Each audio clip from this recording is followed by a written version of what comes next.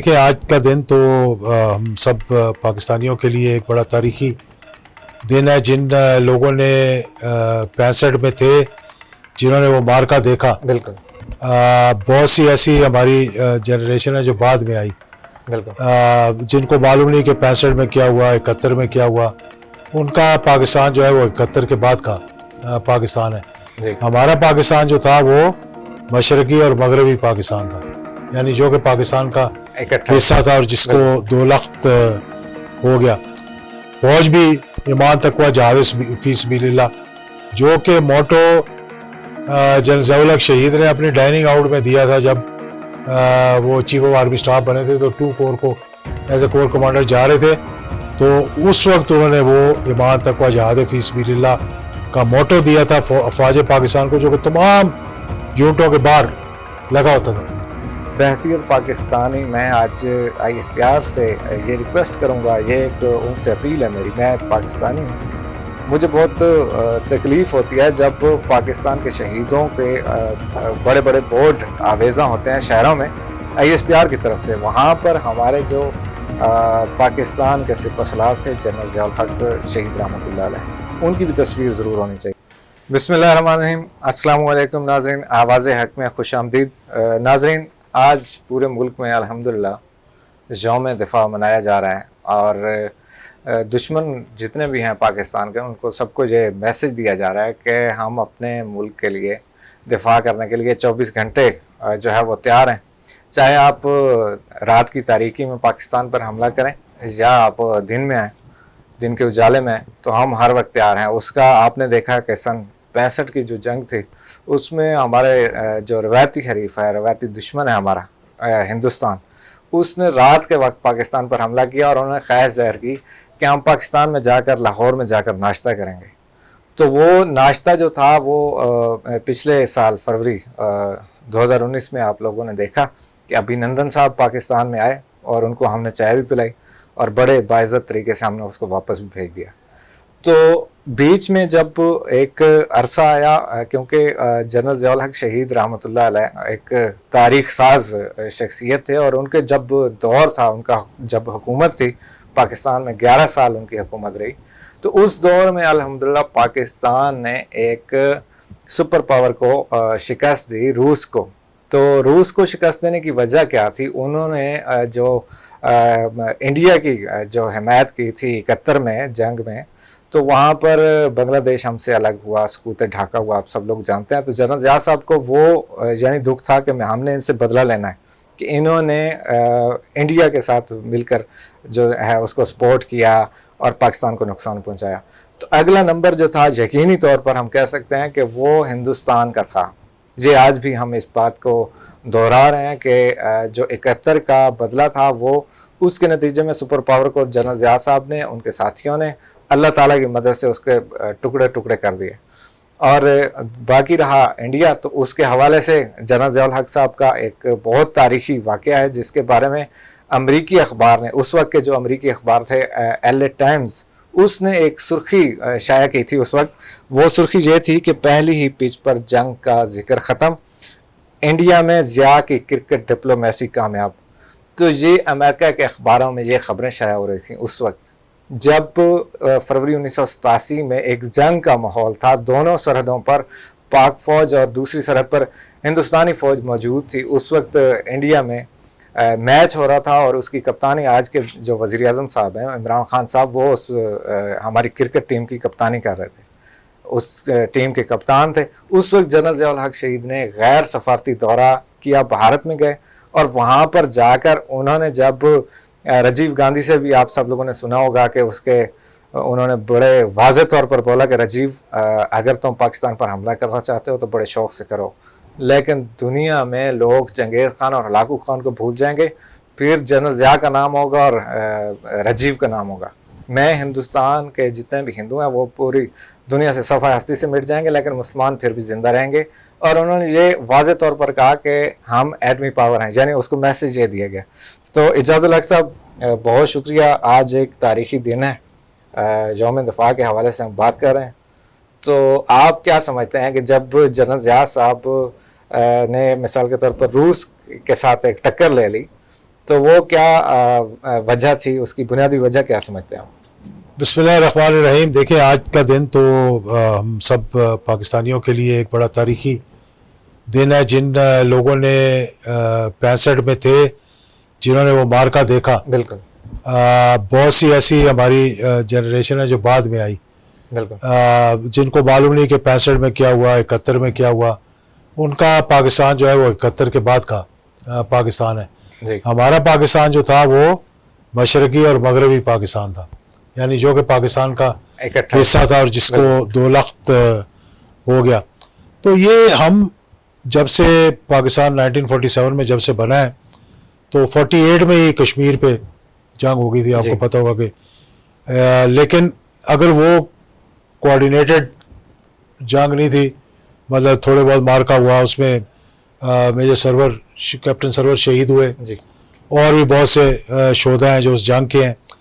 फिर 65 में क्या हुआ कि 65 में जाकर एक अगर कोऑर्डिनेशन की होती ना, इधर से कुछ मुजाहिदीन दाखिल हुए कश्मीर के अंदर, ठीक है। और उनका इरादा था कि वो जम्मू में जाके तो अखनूर के ब्रिज को जो है वो काट देंगे और हिंदुस्तान के लिए वो जो मेन रास्ता है वो बंद हो जाएगा। जनरल अख्तर मलिक थे उन दिनों में, और ये कोऑर्डिनेशन नहीं हुई। अगर ये कोऑर्डिनेशन होती तो मैं समझता हूँ कि ना सिर्फ कश्मीर आज़ाद हो गया होता, लेकिन हिंदुस्तान को बहुत बुरी मार पड़नी थी। जी। क्योंकि जब वहाँ पर ये काम हो रहा था तो ये एक पाकिस्तान पर सरप्राइज हमला हुआ 65 के अंदर, बिल्कुल। और हमारी फौज तैयार नहीं थी, इसीलिए उन्होंने क्योंकि पूरी तैयारी के साथ आए थे, 1 सितंबर को उन्होंने अपने टैंक भेजे कश्मीर के अंदर, और फिर 5 सितंबर को जब BRB क्रॉस किया तो नारा इसीलिए लगाया था कि पूरी तैयारी के साथ आए थे कि हम जिमखाना में बैठकर चाय पियेंगे या शराब पियेंगे, पैग पियेंगे, मतलब दोनों बातें सामने आई हैं। लेकिन वो जो जवाब दिया पाकिस्तान ने उसका, कि आपको पता है MM आलम का मार्का जो था, हिंदुस्तान की एयरफोर्स को चने चपवा दिए। उसके बाद सबसे बड़ी बात यह है कि जिस तरह से कुर्बानी दी गई, मेजर अजीज़ भट्टी शहीद, मेजर अब्बासी शहीद, इसी तरह बहुत से और हमारे शोधा हैं जो कि कुछ 1971 में जी शबीर शहीद हुए, उसके बाद और लोग फिर 1999 का भी मार्का है, कारगिल का मार्का है, उसमें हमारे कैप्टन कर्नल शेर खान शहीद हुए, जो निशान हैदर जिनको दिया गया। तो मजमूई तौर पर पाकिस्तान जो है ना वो जो है वो शहादतों की दास्तान है, 6 शहादतों की दास्तान है, और 6 सितंबर को उन सब की याद मनाई जाती है। बिल्कुल। साथ साथ ही पाकिस्तान जो जिस बात पे तवज्जो नहीं दी गई, जिस बात पर जो मैं समझता हूँ कि कोई उस पे देखा नहीं गया, गौर नहीं किया गया, अलबत्ता वो जंग लड़ने का प्रोग्राम बनाया गया और कामयाबी के साथ वो लड़ी भी। लेकिन अभी तक हमारे सीनियर ऑफिसर, जूनियर ऑफिसर जो है, जो इस वक्त वज़ीरिस्तान वगैरह में है, वो शहीद हो रहे हैं। जिस तरह कि आपने देखा, कल ही हमारे एक बड़े खूबसूरत जवान कप्तान जो थे, वो उनकी शहादत की खबर आई, और उन्होंने रॉयल एकेडमी जो है ऑस्ट्रेलिया से जो किया हुआ था, आधा कोर्स, आधा PMA से किया, आधा वहाँ से किया। तो इन सारी चीज़ों का फिर क्या हुआ उस दौरान, जबकि 80,000 लोग हमारे शहीद हुए और कोई जंग का ऐलान नहीं था जी। मतलब एक अंदरूनी मसला पैदा हो गया, जिसके अंदर कि हमारे तमाम दुश्मनों ने पाकिस्तान के ऊपर एक कह लें कि इनडायरेक्ट वॉर की, और हमारे अंदर से कुछ लोगों को मतलब पाकिस्तानी तालिबान के नाम से पैदा करके और फिर वो लड़ाई लड़ी, जिसमें बहुत से हमारी इंस्टॉलेशंस पे हमला हुआ, बड़ा अफसोसनाक GHQ पे, ISI पे, IB पे। तो बहुत से ऐसे थे। अब अल्हम्दुलिल्लाह कि बहुत बेहतरी आ चुकी है इस मामले में, लेकिन अभी तक हमारे जवान जो हैं वो शहीद हो रहे हैं। इसका मतलब कि पूरी तरह से अमल नहीं हुआ। तो इस दिन को मनाने का मकसद ये है कि कौम में एक जज्बा पैदा हो। जिस तरह के जनरल ज़ियाउल-हक शहीद ने 14 अगस्त का एक प्रोग्राम शुरू किया था कि 1 मिनट के लिए खामोशी होगी और उसके बाद पाकिस्तान का झंडा चढ़ाया जाएगा, फिर बच्चों के प्रोग्राम होंगे, नगमे होंगे। इसी तरह 6 सितंबर को मनाना भी एक बड़ी यादगार दिन है, जो कि शुरू होता है कायद आज़म के मज़ार से, चेंजिंग ऑफ द गार्ड से लेके, और फिर GHQ में एक फंक्शन होता है इसी तरह का, जिस तरह में शोधा को याद किया जाता है। वो सिर्फ सितंबर की जंग तक महदूद नहीं करते उसको, वो उसमें तमाम शोधा जो पाकिस्तान के हैं, चाहे वो फौज से ताल्लुक था, चाहे वो आर्मी से ताल्लुक था, चाहे वो सिविल हो गया, वो सारा दिखाते हैं। आपने बात की थी कि मुझे मालूम है कि जनरल ज़िया-उल-हक शहीद को जब उस वक्त 1971 में बहैसियत ब्रिगेडियर थे और 1965 में बहैसियत लेफ्टिनेंट कर्नल थे, G1 थे, फर्स्ट आर्मर्ड डिव के, तो गुजरांवाला में पड़ाव था इनका, सियालकोट के उस तरफ। और जनरल साहिबजादा यकूब खान उन दिनों में GOC होते थे इनके, तो ये G1 थे। तो एंगेज इतना नहीं हुए हिंदुस्तान के साथ, क्योंकि वो मूवमेंट वगैरह हुई जब, तो थोड़ा बहुत जंग शंग हुई, लेकिन वो उनके जो बहुत से साथी थे उसमें एक मेजर अब्बासी शहीद जिनका मैंने जिक्र किया, उनकी मैं चेहरा अभी तक नहीं भूलता। 65 में मैं तीसरी चौथी जमात में हम लोग थे, तो वो जनरल साहब पहले ही जा चुके थे फ्रंट पे। तो ये स्टाफ कॉलेज में मेरे वालिद तो उन दिनों में DS थे, यानी पढ़ा रहे थे वहाँ पे। तो मेजर अब्बासी शहीद भी वहाँ पे तैनात थे। तो जिस दिन वो आए, क्योंकि उनका ताल्लुक आर्मर्ड कोर से था और यूनिट भी वो जनरल साहब के साथ बहुत ताल्लुक था उनका, मेरी वालदा को मिलने के लिए आया, तो उन्होंने कहा भाभी मैं जा रहा हूँ जंग पे, तो मेरे लिए दुआ करना। तो वो जाके फिर एक बहुत बड़ा जो टैंकों का मार्का हुआ था, वो टैंक के अंदर शहीद हुए वो। इसी तरह अब हाँ मेजर अब्बासी साहब, जिनको फिर बाद में सितारा जुर्रत भी दिया गया, और बहुत से साथ और भी हमारे सियालकोट में जो बड़ा चुवंडा के मुकाम पे बहुत बड़ा मार्का हुआ था जंग, जिसके नीचे लोगों ने कहते हैं कि बम बांध के भी लेट गए थे उनके हिंदुस्तान के टैंकों के आगे। तो ये तमाम चीज़ों को की याद तो मैं समझता हूँ कि करनी चाहिए। लेकिन फिर जो बात मैं कर रहा था कि 71 के अंदर जो हमारे साथ हुआ उसमें रूस पेश था, और 65 में भी देखें रूस पेश था, क्योंकि ताशकंद का मुआहदा जो है वो मॉस्को के अंदर हुआ, और ताशकंद के मुआहदे से ही वो बिल्ली थैले से निकालते निकालते पाकिस्तान को 2 लाख कर दिया। जो अपना सियासत में आने के बाद जुल्फ़िकार अली भुट्टो उस वक्त के जो वज़ीर ख़ारिजा थे, और फिर जो पोलैंड का नक्शा, पोलैंड की करारदाद को फाड़ा गया अक़वाम मुत्तहिदा में बैठ कर, वो जो समझदार लोग हैं वो कहते हैं कि ये पोलैंड की करारदाद नहीं फाड़ी थी, क्योंकि पोलैंड की करारदाद कह रही थी कि इमीडिएट सीज फायर। वो बीमारी का बहाना करके उसको करारदाद को फाड़ा, और उसको ये बड़े हमारे लोग हीरो बना के पेश करते हैं, लेकिन वो असल में पाकिस्तान के नक्शे के नुकसान किया गया। और फिर उसका नतीजा क्या निकला कि पाकिस्तान 2 लाख हो गया। रूस ने उसमें बड़ा किरदार अदा किया, अमेरिका ने भी वो 7वां 6ठा बेड़ा जो आ रहा था वो ना पहुंच पाया, और पाकिस्तान को 2 लाख। तो एक बड़ी तकसीम की गई बड़े तरीके के साथ पाकिस्तान को कमजोर करने के लिए, लेकिन जिसको अल्लाह रखे उसे कौन चखे। जनरल ज़िया-उल-हक शहीद के ज़माने में अगर आपने देखा हो कि ये फिर बांग्लादेश, क्योंकि हिंदुस्तान ने उसको की आज़ादी में बहुत जोर लगाया था और जंग भी लड़ी, पाकिस्तान को एक हमें शिकस्त भी हुई, हमारे 90,000 के करीब कैदी भी हो गए उसके अंदर। और फिर एक मुआहदा हुआ, शिमला मुआहदा, जिसके बाद हमारे कैदी तो वापस आने ही थे, क्योंकि 2 साल के अरसे के बाद कब तक रखता है हिंदुस्तान उनको।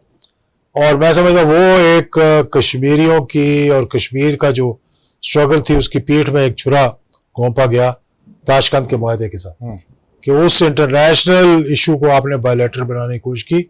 और उसके बाद बहुत से फोरम से मुझे पता है कि मैं खुद भी मौजूद था, जहाँ पे जब हम कश्मीर की बात करते थे तो लोग कहते थे बायलैटरल इशू है, आप खुद इसको रिजॉल्व करें। फिर अल्हम्दुलिल्लाह आप देखेंगे ये जो आपने बात की, रूस ने जब अफगानिस्तान पर हमला किया तो पाकिस्तान को एक मौका मिला, और पता नहीं छठी हिस्स कह लें या एक फौजी स्ट्रेटजी कह लें या एक हुब्बुल वतनी कह लें या एक फौजी का जो अंदर से जज्बा होता है वो कह लें, कि ये अजीब व गरीब बात थी कि जब दिसंबर 1979 में रूस अफगानिस्तान के अंदर आया, उससे पहले वो काफ़ी अपने पिट्ठू लगाते रहे वहाँ पे, जो वहाँ के बाबर करमल को ले आए, तरकई को ले आए, इनको लाए, अमीन को ले आए, तो वो जलजौलक का एक तारीखी जो फैसला था, देखें तारीख में लोगों के बड़े नाम आए, मैं किसी के साथ वो कंपेयर नहीं करना चाहता बिल्कुल कि जिसने भी स्ट्रगल की अपने मुल्क के लिए की, यानी एक मुल्क को आज़ाद करवाया, ये इतना बड़ा मौजज़ा था इस्लाम की तारीख में, पाकिस्तान की तारीख में, बेशक कि एक शख्स कह ले जिसका वो फैसला था 1979 में, बिल्कुल कि जिससे कि ना सिर्फ 6 रियासतें वस्त मुस्लिम एशिया की रियासतें। आज़ाद हुई, ये कोई तारीख में आपको नहीं मिलेगा कि किसी एक फैसले की और एक जद्दोजहद की बिल्कुल वजह से इतनी रियासतें जो हैं वो आज़ाद हुई, और फिर पूरा मशरकी यूरोप जो है जी बर्लिन की दीवार से गिरने से लेकर, और आप देख लें बिल्कुल यूगोस्लाविया, हंगरी, चेकोस्लोवाकिया, और आज वहाँ सब आज़ाद ममालिक जो है कुछ यूरोपियन यूनियन के अंदर हैं, वो सारे के सारे उस फैसले की वजह से वो हुए। और मुझे याद है कि जितना दुख जलजौलक को 1971 का था, और ये उन्होंने कई मरतबा ये कहा कि इंशाल्लाह हम बदला लेंगे, इंशाल्लाह हम बदला लेंगे और हिंदुस्तान को ये बावर करवाएंगे। तो उन्होंने वो जो था, देख लें कि रूस और हिंदुस्तान का गठजोड़ देखें, और हिंदुस्तान को जरूरत नहीं हुई, वरना ये अल्लाह का एक मौजज़ा ही है, वरना इस तरफ एक सुपर ताकत होती और इस तरफ हिंदुस्तान होता, तो बीच में हम सैंडविच होते अगर लड़ाई लग जाती, बिल्कुल। अगर वो लड़ाई लग जाती जिसका जिक्र आपने किया, लेकिन उनको अल्लाह ताला हिम्मत का नहीं हुई, शुक्र है जरूरत नहीं हुई। चतुर साहब के जनरल ज़िया साहब का इतना, यानी पूरी दुनिया पर एक रौब था उनका, पाकिस्तान का उम्मत मुस्लिमा में भी देख लें उस वक्त पाकिस्तान की बड़ी एक इज्जत थी, और आलमी दुनिया में भी, तो इस वजह से शायद किसी को हिम्मत नहीं हुई। तो ये भी वजह थी, एक ये वजह थी कि वो अल्लाह की तरफ से एक दबदबा, एक रोब, एक पाकिस्तान का जी वो मामला, और फिर अल्लाह ताला ने जो मौजज़ा इतना बड़ा उस अफगानिस्तान की, मैं तो हमेशा उसका क्रेडिट मुजाहिदीन को भी देता हूँ, अपने एटमी प्रोग्राम का, कि ना वो जंग होती और ना मुजाहिदीन लड़ रहे होते, ना ही दुनिया ने हमें इजाज़त देनी थी कि हम अपना एटमी प्रोग्राम तैयार करते। तो अल्हम्दुलिल्लाह पाकिस्तान को वो कुव्वत मिली जिसकी वजह से आज तक देखें कि कारगिल में भी जो कुछ हुआ सबके सामने है, वो भी अगर हिम्मत करते, कोशिश करते तो बहुत बेहतर हो सकता था, लेकिन फिर प्रेशर इस किस्म के आ गए कि हमें वो फिर समझौता करना पड़ा, और काफ़ी नुकसान हुआ, हमें भी, हिंदुस्तान को भी नुकसान हुआ, हमें भी नुकसान हुआ। तो ये दिन को मनाना हमें चाहिए कि हम तमाम अफवाज पाकिस्तान को, तमाम शोहदा को, और जिस तरह से ये एक रवायत बनी है कि हम अब उन शोहदा को भी जो दहशतगर्दी के दौरान शहीद हुए, चाहे वो इस फाटा के अंदर जंग की वजह से हुए हों, या फिर जो पाकिस्तान के अंदर दहशतगर्दी थी, और एक वक्त तो आ गया था जब कहते थे कि बरगला की पहाड़ियों तक दहशतगर्द पहुंच गए। फजल रहमान साहब ने तकरीर की थी खड़े होके पार्लियामेंट के अंदर। तो आज हमें मतलब आज के दिन यानी 6 सितंबर को हमारी ये कोशिश होनी चाहिए कि उस जज्बे को जिंदा करें, उस फौज भी ईमान तकवा जहाद फी सबीलिल्लाह, जो कि मोटो जनरल शहीद ने अपनी डाइनिंग आउट में दिया था जब वो चीफ ऑफ आर्मी स्टाफ बने थे, तो 2 कोर को एज ए कोर कमांडर जा रहे थे, तो उस वक्त उन्होंने वो ईमान तकवा जहाद फी सबीलिल्लाह का मोटो दिया था अफवाज पाकिस्तान को, जो कि तमाम यूनिटों के बाहर लगा होता था। फिर एक वक्त आया जबकि प्रेशर आया हम पे जनरल परवेज मुशर्रफ के हुकूमत के दौरान। असल में मेरे ख्याल में इजाज़त साहब, जब ईमान तकवा जहाद फी सबीलिल्लाह का एक स्लोगन दिया गया जनरल ज़िया साहब की तरफ से, तो वो जो बात आपने की है कैप्टन कर्नल शेर खान वाली, वो जब लड़ा वहां पर कारगिल में, तो जो हमारी दुश्मन फौज है वो उसको गार्ड ऑफ ऑनर पेश करती है, और एक बंदे ने पता नहीं सैकड़ों बंदों को किया, बिल्कुल भून के रख डाला, मतलब दुश्मन ने उसको एक्नॉलेज किया जी। और इस वजह से दुनिया खौफजदा हो गई कि ये कैसी फौज तैयार करके चले गए हैं जनरल ज़िया साहब। उस पॉलिसी को थोड़ा बदलने के लिए दबाव आया, बहुत दबाव आया, वो पॉलिसी को बदलने के लिए बहुत दबाव आया।